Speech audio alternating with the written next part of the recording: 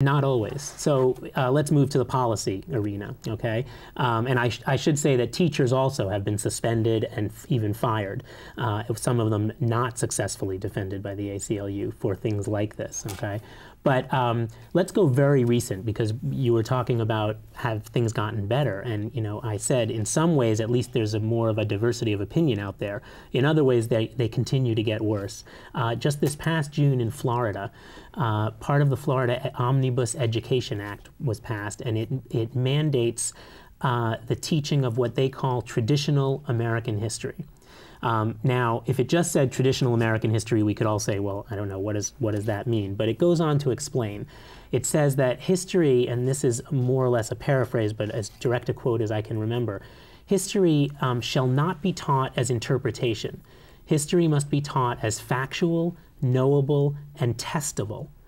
And that history shall include, and then it lists what the history should be. Now, I'm sure you've had many historians on this show who would laugh at that kind of version of history, because we all know history is interpretation. I mean, we can say that the war in 1812 was in 1812. We can agree on that fact, but how you tell it, which facts you choose, is all about interpretation. It's how you put the story of the country, the history of the country together.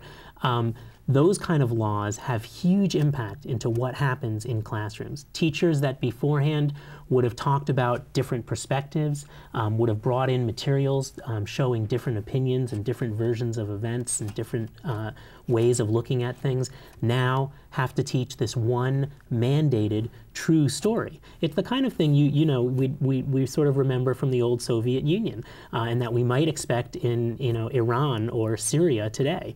But to see it happening in the United States in classrooms in our country is very scary. The idea that there is one knowable truth and that all school children will be taught that one knowable truth. Now let me ask whether you mean to say that given the division in this country about the war, we're talking together on May 1st, 2007. I don't know and you don't know when the program will be seen. Presuming that that division continues and perhaps the anti-war sentiment grows, do you think that will be reflected in turn in an about-face of the deeds that you are describing? The problem is that schools are slow to catch up to those kinds of things, right? It's only recently that schools caught up with the way historians teach history. I mean, that it is a series of interpretations. So, for example, it's not that long ago that Alan Cooper, a teacher in Albuquerque, New Mexico, did a fantastic curriculum on all different perspectives about the war in Iraq. He had students cut out newspaper clippings from all around the country and the world. He taught different perspectives. He showed them how different textbooks in the future might cover this war. He did a lot of work for it. Fantastic creative curriculum. The culmination of it, he had students design posters with some of their thoughts about the war and what they think should be done. Alan's principal came in and said, Alan, this poster, and this poster you have to take down, right? The others were fine, but those three posters, and Alan said, why those posters? And the principal, Ken Tabish is his name, said, they're not sufficiently pro-war. That was his words, okay? Alan, like the other stories I told you, also had, some guts around these things. Many other teachers would have taken them down. He didn't. And he was suspended without pay for several weeks, actually, around this incident. Then what happened? Again, the ACLU is becoming one of my favorite organizations. They took up his case, but this time, where now a lot of these cases had happened, the school district backed down immediately. But of course, I'm telling you the publicly knowable cases. There are also hundreds of cases that never see the light of day. Why? Because the teachers say, okay, I'll take them down. And the students say, I won't say that. I'm not attempting to diminish by one whit the importance or the terror of the stories that you're telling by getting you ultimately to say the ACLU prevailed and good sense prevailed. But I wonder historically, if we take other crises, periods, whether it's the Civil War or let's say the 20th century wars, could you find the same kinds of school-related, presumed patriotism-related movements? And how long did they last, and what was the result? Yeah.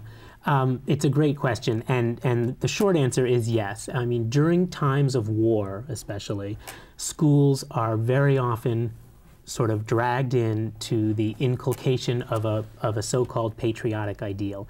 But there are a couple of, and that happened in World War I, it happened in World War II, it happened for some period of time during the Vietnam War before it kind of flipped.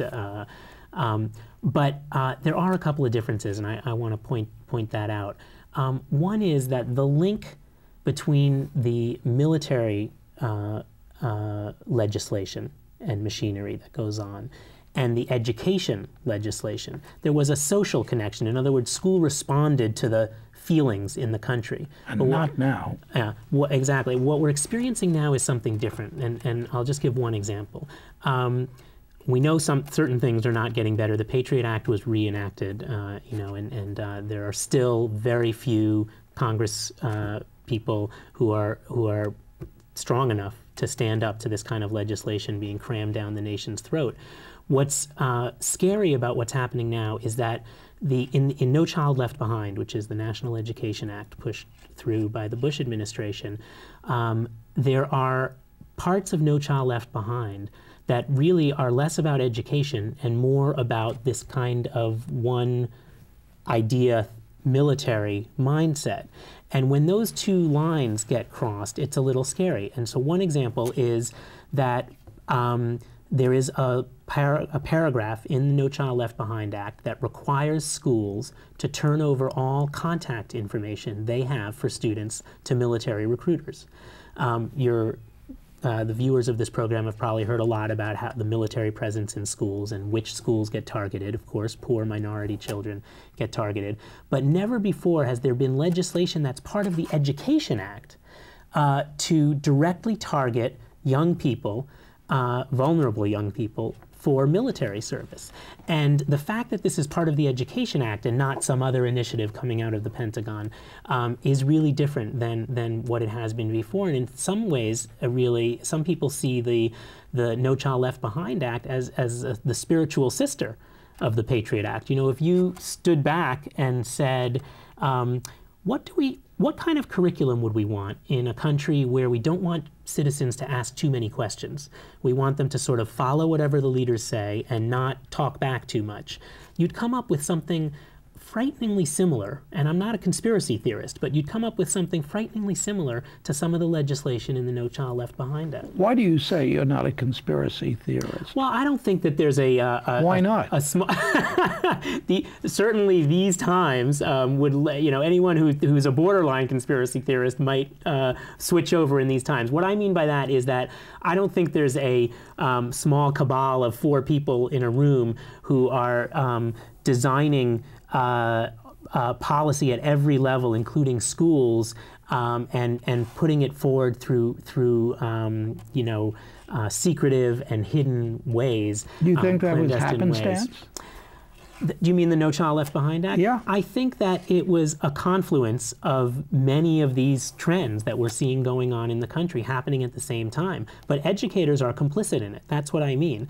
I don't think that the No Child Left Behind Act could have passed properly if there weren't a large number of educators who stood behind it and bought right into the vocabulary. Oh, sure, accountability, standards. There are no teachers who are against standards. Find me a teacher who doesn't have any standards. No, I don't mean standards. I mean the business of the military recruitment. The military recruitment aspect of this. Yeah, well, I think you've caught me there, Dick. I think that the military recruitment aspect does lend itself to a conspiracy theory kind of thing. I think that it was high-level officials who knew that military recruiters needed access to that information and put it in the Education Act, knowing that politically it would be difficult to take out. Has it been challenged